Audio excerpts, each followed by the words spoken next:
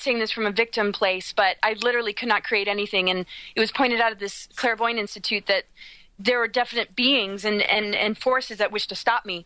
Anyway, so I gave up and I decided to just follow wherever these control forces were taking me. And I ended up in D.C. where, I had gone to high school, and I went to a festival and I was just doing my thing. It was just sort of some camping thing, and I hadn't been social in a while. I had two kids, and I was like, okay, yeah, I'll go. And I met this man, and we had a natural affinity, and we just, ended up hanging out.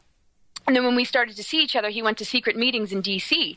And I was like, okay, well, what's going on here? And this is when a lot of the information about the Mars recruitment and how they wanted to pull me into this started to come up.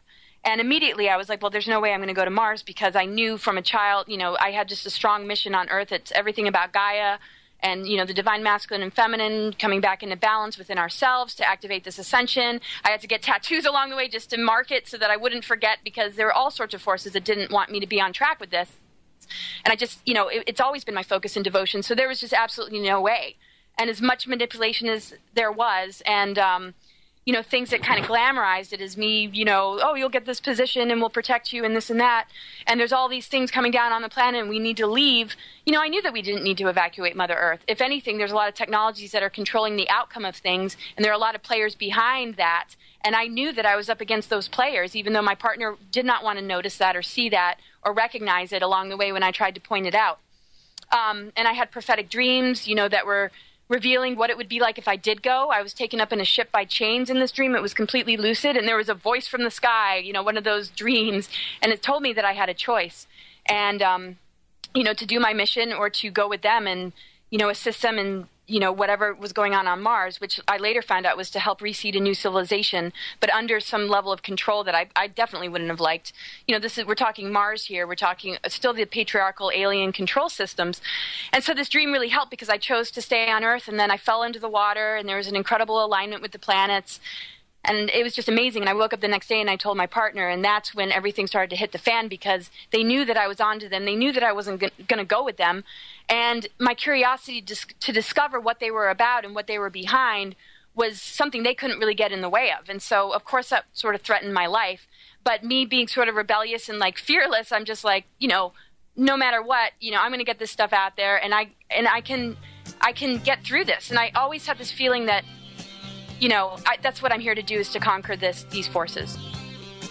All right, Laura Eisenhower is our guest tonight, and we will take phone calls. If you'd like to talk to Laura, if you have any questions, comments, other information you'd like to share, later on tonight at 218-339-8525. We'll be back in just a few.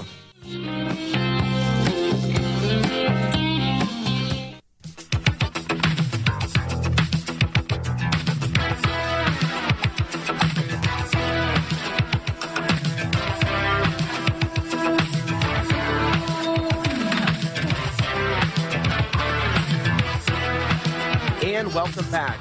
Laura Eisenhower is our guest, and her website, by the way, is cosmicgaia2012.com, and there's a host of videos. Mm-hmm. Oh, go ahead. Oh, it's cosmicgaiasophia.com. I changed it because we're in 2013 now. Very good. Well, Laura, go ahead and pick off where you left off in terms of this recruitment to go to Mars project. Right. So I knew that it was something I didn't want anything to do with, and I didn't really understand the shadow government aspect of it.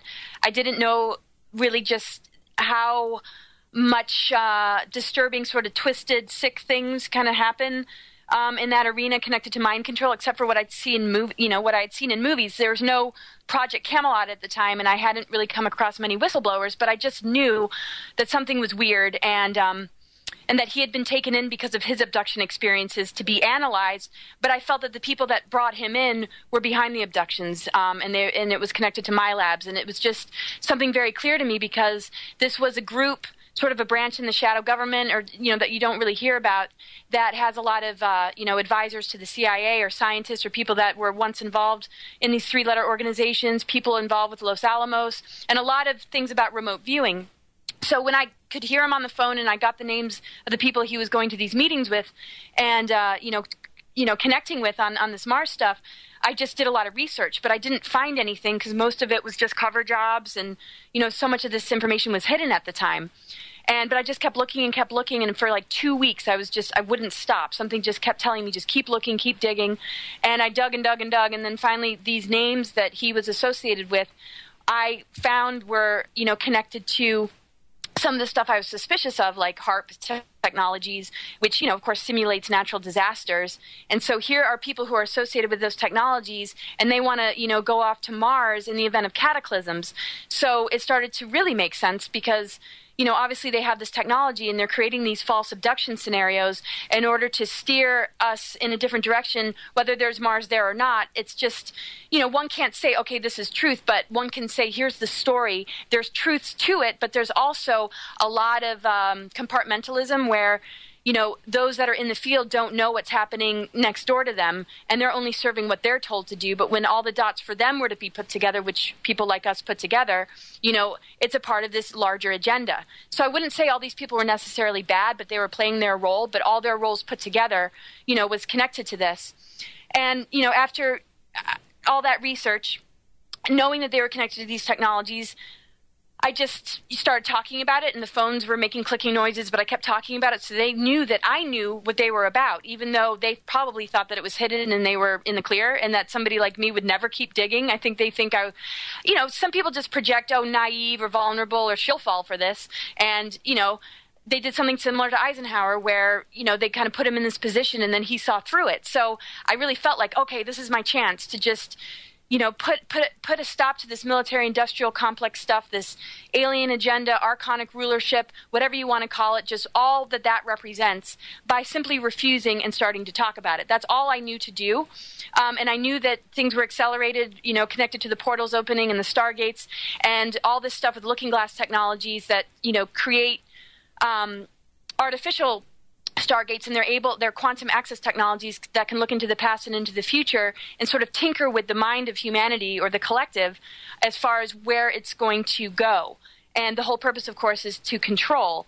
And it wasn't until way later that websites were coming out with these names of the people that were involved with this recruitment that connected them with MyLabs, artificial telepathy, psychotronic weaponry, and mind control, which is what I was sensing. But back then, the only thing that I could find was things about HARP and other forms of technology. And then finally, because I knew that all this other stuff was happening because it was clear my partner was under mind control, and I knew that the stuff, was MyLabs, and it was artificial telepathy. So when later on, years later, I found a website that actually stated all that, it was another huge relief, that I was onto the right stuff.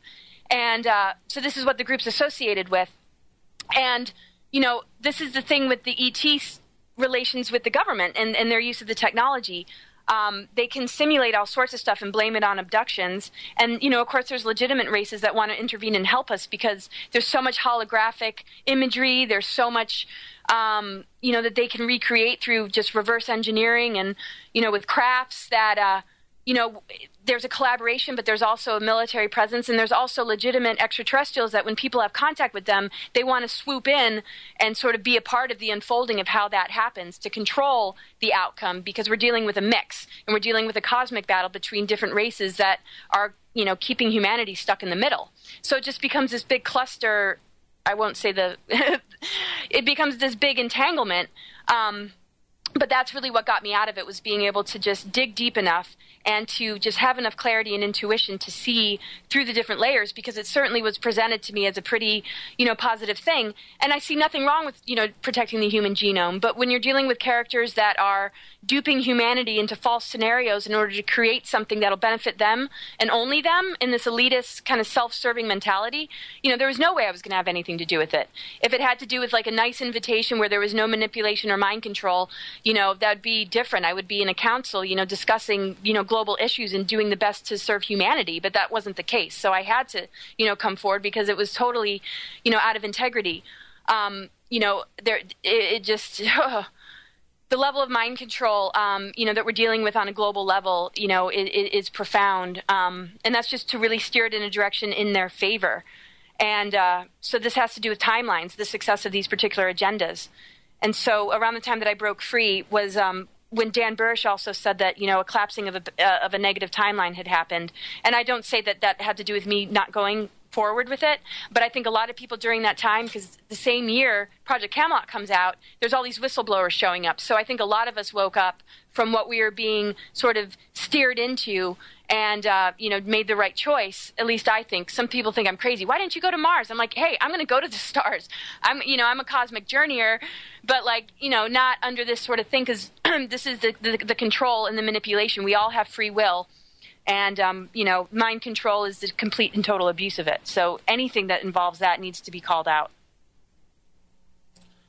Now, you've introduced a lot of people to the knowledge that the Gnostics left behind. Now, there were books that were already written, but it seems to me in the last year to 2 years, there's been this massive increase in the conspiracy research community, even parts of the New Age community, ufology, into what we're now calling archons, or this archonic new world order. And, for years people have talked about grays and reptilians, but when I first heard you talk about the archons and several others in relation to this larger spiritual war on the earth goddess spirit, it hit me very deeply and profoundly, and I started absorbing as much information as I could to even make sense out of the strange world that I found myself in. And when did this begin for you, Laura, looking specifically into the Nag Hammadi texts? Well, I've always had an awareness of Sophia, and when I was writing my books about the archetypal journey into the underworld, and just, from a very mythological perspective of just kind of being yanked into just exile and darkness and control forces that basically have been using her creative power, the planetary body and the cosmic mother's womb, through ritual and, inversion of all that's sacred, in order to harvest that power and energy to fuel these agendas. And so that's really, what has happened to the planetary body in connection with how HARP is run and how some of these, technologies are used. They siphon energy and light and kundalini off of people.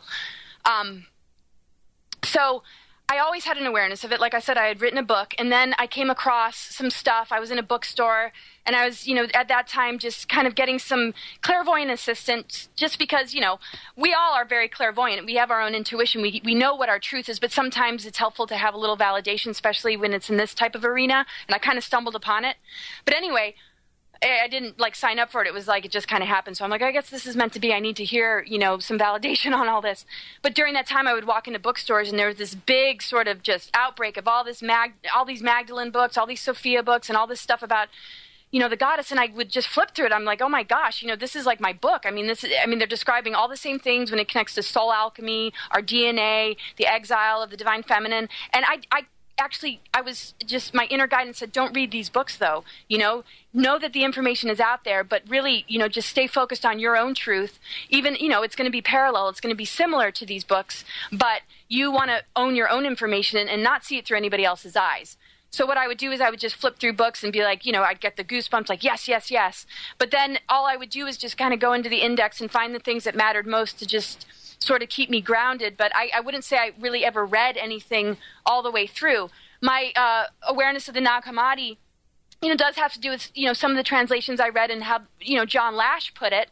And it just made total sense to the point where I almost needed a boundary to it, because it wasn't new information for me. It was just like, I don't want any of the projections or where there might be little bits of disinfo, which are, inevitable, even for those that don't want disinformation, just because, we're dealing with a lot of interference. And this is what the archons are all about.